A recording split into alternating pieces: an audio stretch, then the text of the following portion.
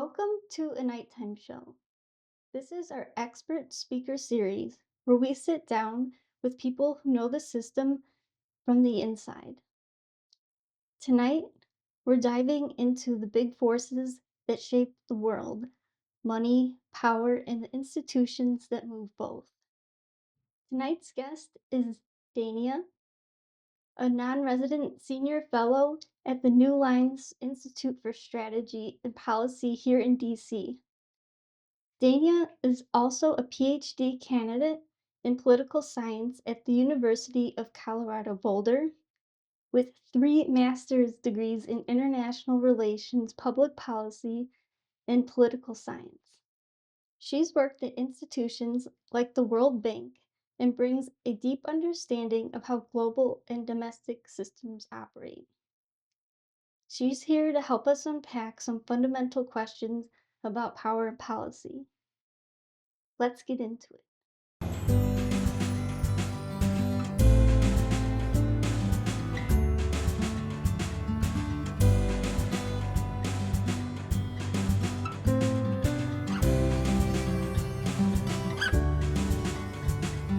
All right, Dania. So, how do institutions like the Federal Reserve, the World Bank, or International Money Fund affect everyday people? And who are they really accountable to? Yeah, so these institutions really shape everyday life through monetary policy, development funding, and structural adjustment programs.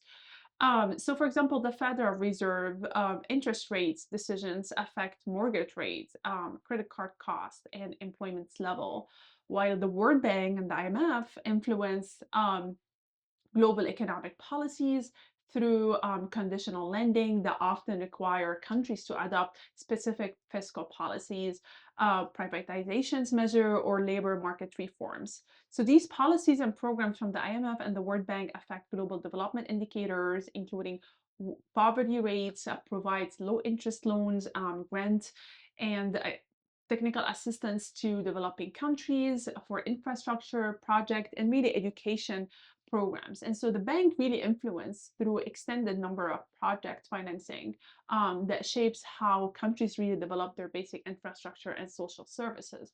And so to the second part of the questions on accountability, it's really complex and often depend on the institutions, but there is definitely a democratic oversight here. And so the Fed, for example, operate with a significant independence from the Congress, while the World Bank and the IMF are governed by member countries, right, with voting power really depending on the financial contributions of each countries, giving most wealthy countries disproportionate influence. And so this creates what we call a democratic deficit, where institutions making decisions affect millions of people really operate with a very limited number of accountability and usually under the influence of rich countries rather than the people itself. So, who or what has the most influence over policy in the US? Yes, so this is a very important question. There are a number of actors that really influence the U.S. policy in general, not to mention like economic or um, social policies. But first, definitely corporate and financial corporations, right? And so large corporations and financial institutions have enormous influence over the U.S. policy through different mechanisms. First, they spend billions annually on lobbying, right? Far exceeding what the public interest groups can afford. Major sectors such as the pharmaceutical, finance, defense, and technology maintain armies of lobbyists who shape legislations at every stage. And so these industries also benefit from what we call the revolving door, where former government officials join private firms and industrial executives move into regulatory positions, creating networks of shared interest and insider knowledge. And so this is one groups. Another groups is wealthy individuals and donors who have networks and really exercise disproportionate influence through their campaign contribution, funding for think tank organizations, networks like those organized around certain groups or ideologies, university and ideological movement. And so their influence really exceed what we know about the elections to really shape long-term policies, discourse through university funding, media ownerships, and intellectual infrastructures with their contributions and their wealth. Another important factors here is really the institutional and the bureaucratic power federal agencies they have. And so the military industrial complex, the bureaucratic interests that they have also significantly shape policy discourse through the monopolies and the controls that they have over these policies. And definitely, I want to also mention the intelligence community, right? The Pentagon, the regulatory bodies often drive policy discourse through their specialized knowledge and operational control, and sometimes independent of what the elected officials really want or their preferences. And so what we result in of how these actors really influence the policy discourse is really like a concentrations of power with the hands of those who have the money and the resources, while voters and interest groups and public opinions do not really part of these conversations and do not really influence the outcomes of those policies. So I'm hearing it's connections, money, and that creates the power. yeah, totally. Yeah, they have a lot of influence. So, how do they get that power? Is it the corporations, the wealthy institutions, or all of the above? For it's really all of the above. It's really a reinforcing system. So power concentration in the US result from corporations, wealthy individuals, and institutions really working together in a mutually reinforcing system. Rather than separate actors, they form an interconnected web where economic resources, political access, and institutional control really amplify each other's influence. And so when we talk about economic resources as political capital corporations and wealthy individuals really convert their economic power into political influence through multiple channels. One of them is campaign contributions, lobbying expenditures, and funding of think tanks allow them to shape this policy outcomes and agendas, also legislative outcomes. So, for example, the Supreme Court sometimes also interfere with those conversations, and so they influence the discourse that's going on. So, and so this institutional captures and networks really lead us to a concept called revolving door between government and private sector, create an institutional mechanism for sustained influence. And so former regulatory joins the industrials they once oversaw while industry executive move into key decision making process. And so this create a shared networks, common perspectives, and informational advantages that persist across electoral cycles. And so regulatory agencies often become capture with by those industries they are supposed to monitor, leading to policies that favor certain incumbent or businesses over public interest, because those individuals are really influencing the decisions.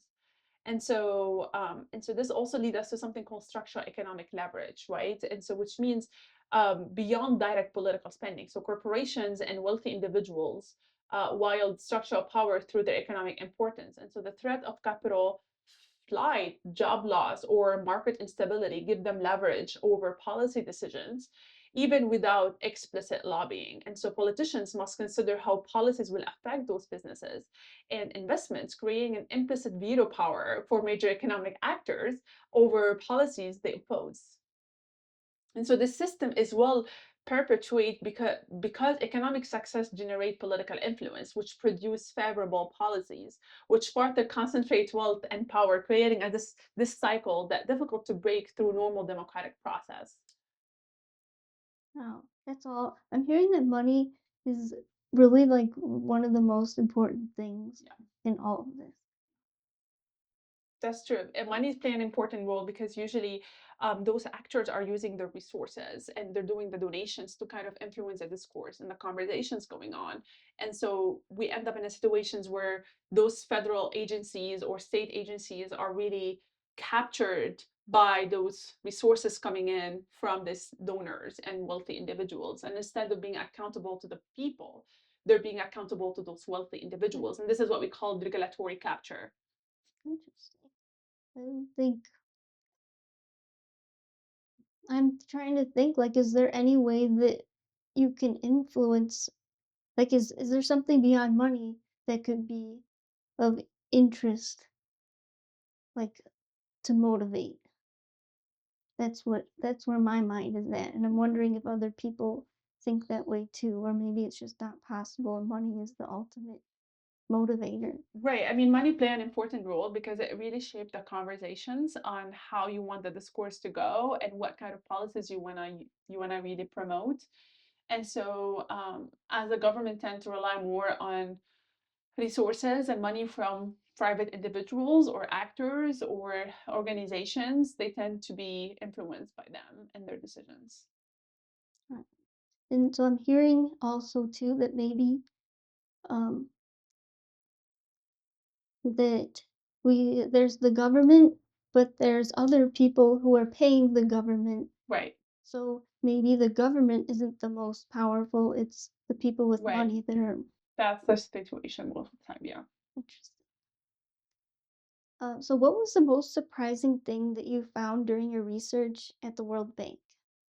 Yeah. So during my work at the World Bank, I worked on with the women business and the law, and I worked on the gender equality component. And so the most surprising discovery during my time as a development economics analyst at the World Bank Group Women Business and the Law was the gap that exists between institutions' public commitment to gender equality, right? When they make a commitment to gender equality and the actual mechanism for achieving it. And so while the World Bank positioned itself as a leader in women economic empowerments, many projects really lacked concrete measure pathways to ensure women are actually being benefited from these economic development projects and institutions that we are really advocating for. And so we don't really measure those outcomes.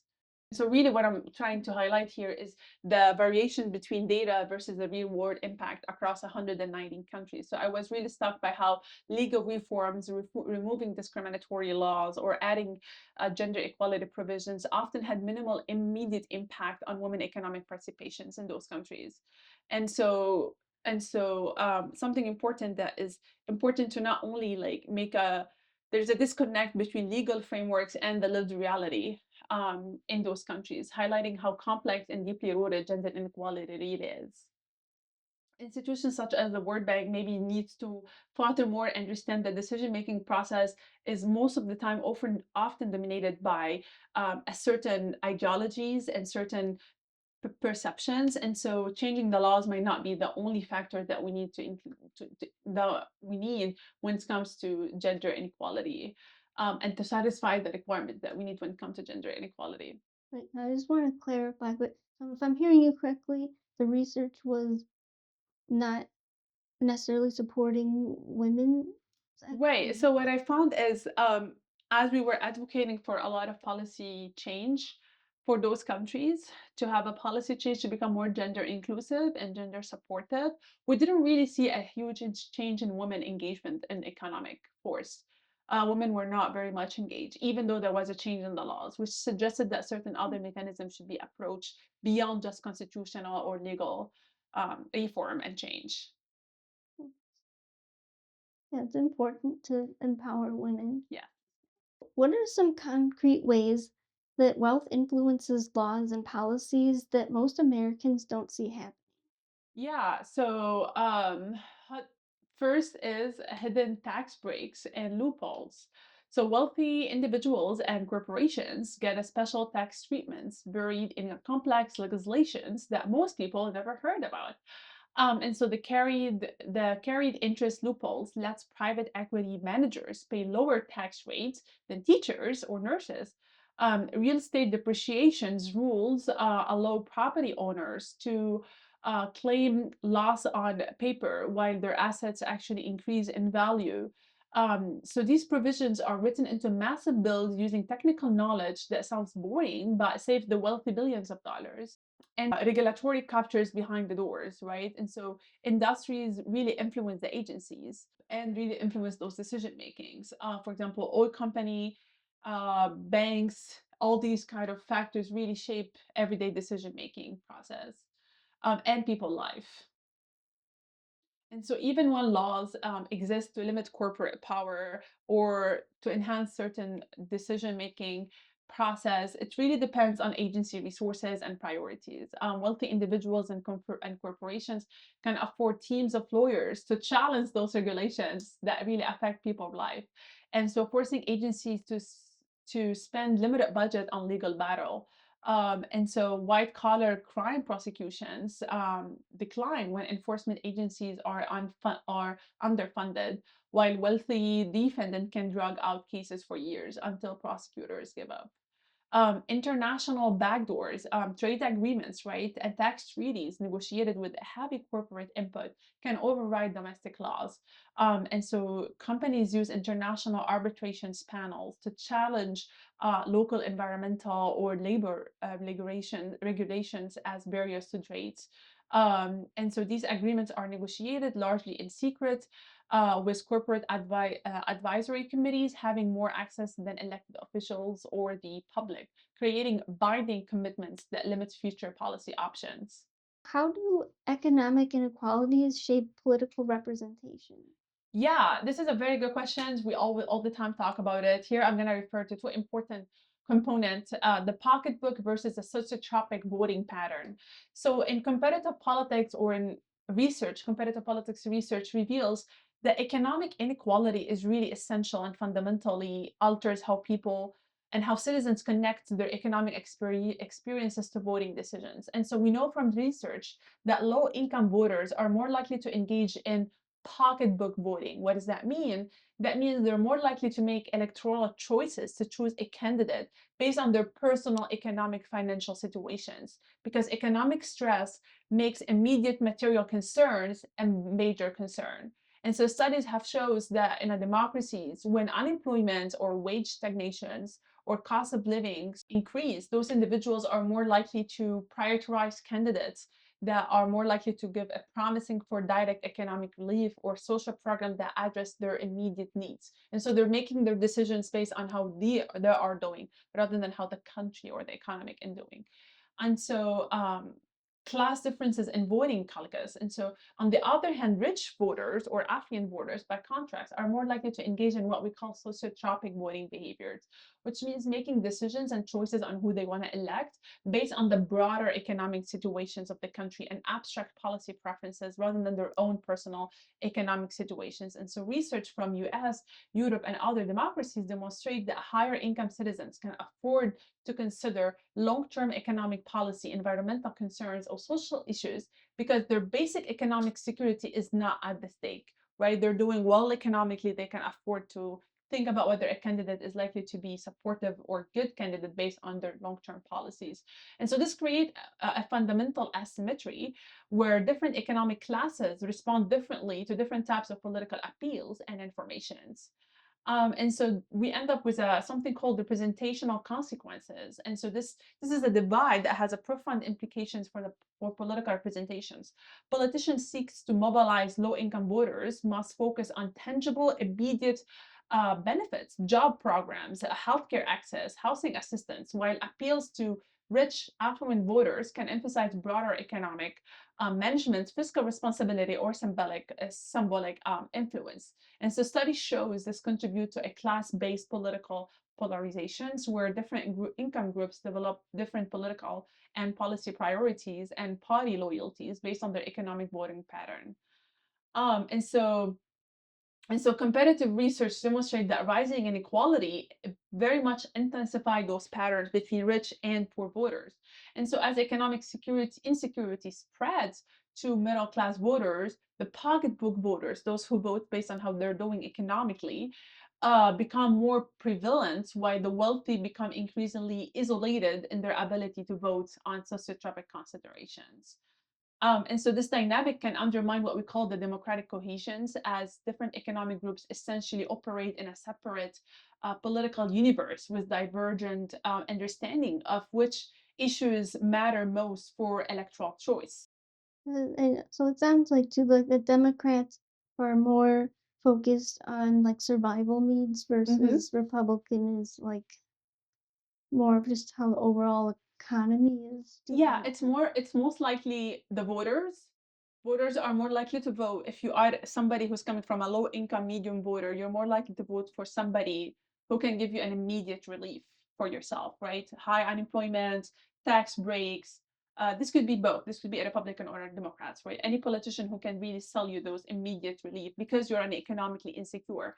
But if you're coming as a rich person who you have already established your economic security, you're less likely to be concerned on your short-term needs, but you're more likely concerned about the long-term policies of the countries, right? What kind of agreements? And so you vote looking for those kind of long-term policy because your short-term needs are already met.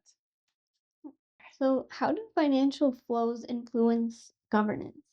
Yeah, so capital mobility as a political leverage really play an important role. Financial flows create a powerful constraints on government policy through the threat of capital flight. This is a very important. When investors can easily move money across borders, governments must consider how policies will affect investor confidence and capital inflows.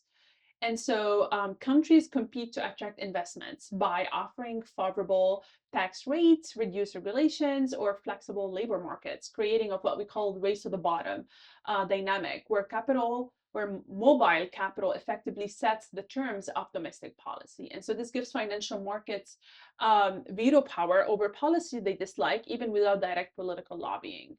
And so conditional lending and policy dependence, it's an important here because international financial institutions use conditional lending to directly shape domestic governance. And so the IMF and the World Bank attach specific policy requirement known as the structural adjustment programs to their loans, effectively allowing external creditor to determine national economic policies. So countries facing financial crises must often develop austerity measures, privatize public services, or even liberalize the market to receive emergency funding from these financial institutions. And so this creates a situation where debt crisis can override democratic decision making, forcing government to prioritize creditors' demands over citizen preferences. And so high level noting that high level of government debt usually whether domestic or international usually limit policy options by requiring portions of budgets to service debt payments. Countries with large debt burdens must maintain creditor confidence to refinance existing obligations, giving bond markets significant influence over fiscal and monetary policy. um, and so credit rating agencies become a quasi-governmental actors whose assessment can trigger capital flight or increase borrowing costs, effectively constraining government spending and policy choices. And so large financial institutions, as I mentioned, really like MIF and IMF mainly, gain political influence through their systematic importance to national economies, right? When banks or investments firms become too big to fail, government must consider their stability in all major policy decisions. And so this creates implicit subsidies and regulatory forbearance, as policymakers fear that tough regulations could trigger financial instability. For example, the 2008 crises demonstrated how financial sector can override other policy priorities, forcing governments to prioritize bank bailout over social spending or economic stimulus for ordinary citizens. Right, so how can institutions be designed to serve broader public interest rather than the concentrated wealth? Yeah, this is a very good question. One approach is what we call the bottom-up power distribution mechanism. And so institutions can be redesigned to redistribute decision-making power from concentrated elites to broader communities through participatory governance structure. Um, and so participatory budgeting, for example, where citizens directly allocate portions of municipal budgets that has proven effective in cities worldwide at ensuring public resources address community priorities rather than elite preferences. Worker representations on corporate boards as practical in Germany's co-determination systems give employee direct input into business decision makings. That affect their livelihoods. Community land trusts and cooperative ownerships models prevent wealth extractions by keeping assets under democratic community control rather than speculative investments. And so community organizations also is an important component because community service organizations can serve as a crucial intermediaries between citizens and formal political institutions and providing both capacity building and collective voice. So neighborhood associations, community development corporations, and mutual aid networks help ordinary citizens develop civic skills, political knowledge, and organizational capacity needed for effective participation. And so these organizations can aggregate individual concerns into collective demands while providing ongoing oversight of government performance. And so research shows that communities with stronger civic society organizations really tend to be able to achieve political outcomes and more responsive to governance. And so we go back to the conversations on institutional design, right? How can we make an inclusive participations and representations? And so um, democratic reforms should lower barriers to political participations while amplifying community voices in decision-making process. And so citizen assemblies selected by lottery can deliberate on complex policy issues without the influence of wealthy interests. And so all these factors play an important role with going back to the people. Dania, if you could change one thing about how economics and power work, what would it be? Yeah, that's a very good question.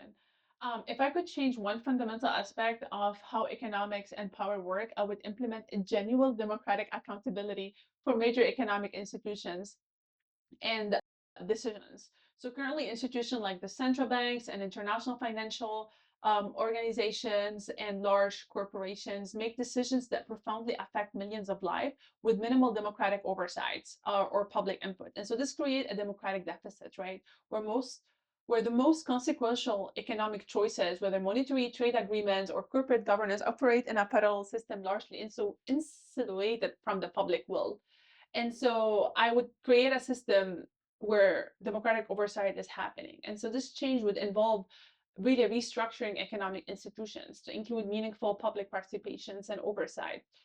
Central bank decisions about interest rate and financial regulations would involve citizen assembly and public hearing, not just technocratic deliberations among financial experts.